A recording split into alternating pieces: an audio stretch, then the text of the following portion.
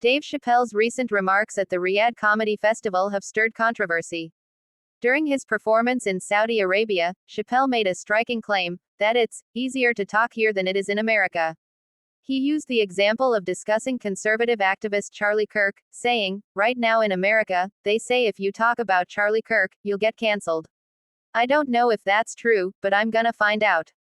He added that he fears returning to the US might result in some attempt to silence him. Chappelle's statement grabbed attention partly because it comes at a time when debates over cancel culture, free speech, and political polarization are growing louder in the US. Some see his remarks as a bold pushback against what he views as social constraints or ideological policing in American culture. Others view the comparison, claiming freer speech in Saudi Arabia, as deeply ironic or contradictory, considering Saudi Arabia's long record of restricting speech, suppressing dissent, and enforcing harsh penalties for critics. What Chappelle seemed to be getting at. When Chappelle says, "It's easier to talk here," he likely doesn't mean all kinds of speech are free or unregulated in Saudi Arabia.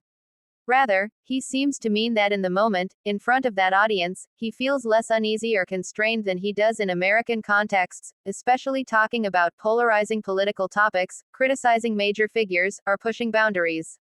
By referencing Charlie Kirk, Chappelle points to a high-stakes example, someone whose death has been politicized and whose supporters are passionate.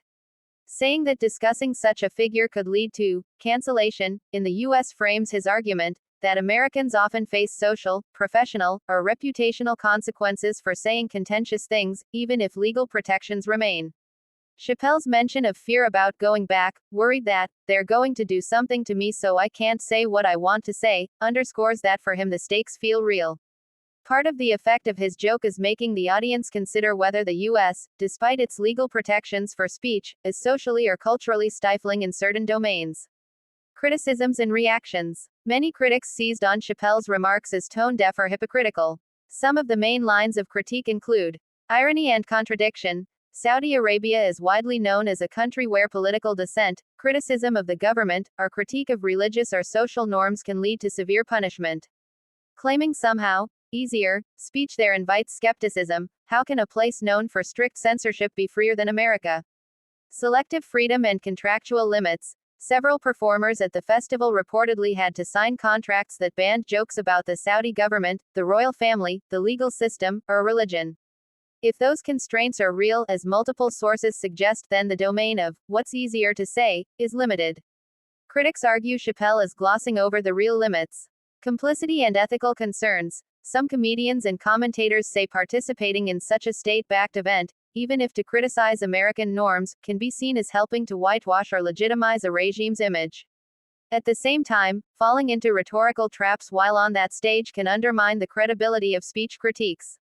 Privilege of platform. Chappelle is a high-profile figure with reputation, resources, and a large audience. His ability to say provocative things in the US or abroad differs from a lesser-known person's. Some critics say his comparison overlooks the risks that dissidents face in Saudi Arabia who have no platform, no protection, and live under severe repression. Backlash in the US. Many viewed his remarks as a dig at American norms, which some defended as more protective of dissent in practice despite social consequences. Others saw his comments as performative, meant to provoke, but not necessarily a literal claim. Tensions and contradictions. The episode highlights several tensions. Legal versus social limits. In the US, the First Amendment protects speech legally. But people often talk about speech being constrained, socially or culturally, by public backlash, professional consequences, or platform policies.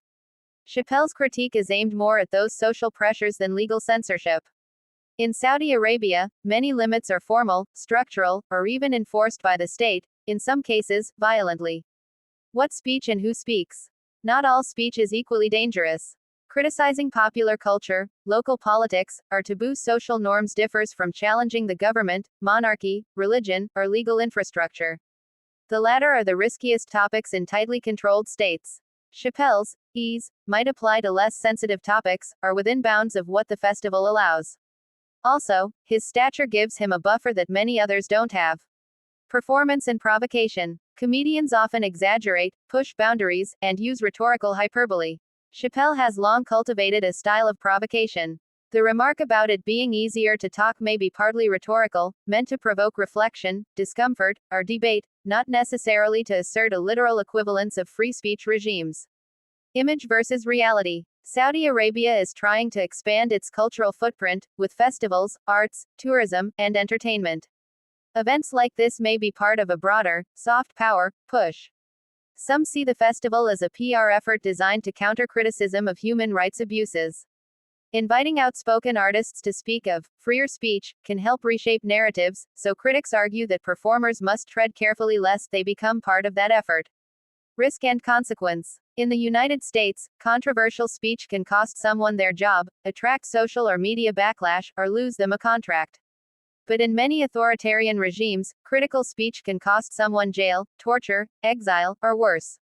Comparing social risk in democratic society to legal personal risk in non-democratic regimes is not a neutral comparison. Why this matters and what it reveals. This exchange over speech, place, and power reveals deeper issues. Free speech in theory versus practice. It exposes a core paradox. Legal protections don't guarantee a free culture, and a culture that claims tolerance can still be punitive. What counts as free speech includes not just what's legally allowed, but what people feel safe enough to say. The role of artists and public figures. Artists who talk about free speech often confront trade-offs: where to perform, what constraints to accept, how much to challenge systems from within or without. Their choices amplify or dilute their message. Global stage, local irony. When an American comedian criticizes U.S. norms while on stage in Saudi Arabia, the setting itself becomes part of the message, and part of the risk of misinterpretation or critique. The irony is hard to avoid. Privilege in speech. Not everyone is equally vulnerable to backlash. The more famous, connected, or powerful someone is, the safer they can be, but that also raises questions about whether their experiences can generalize. The limits of comparison. Comparing the constraints in different societies is tricky. What seems easier for one speaker may be impossible for another. Context, status, subject, and audience all shape the reality.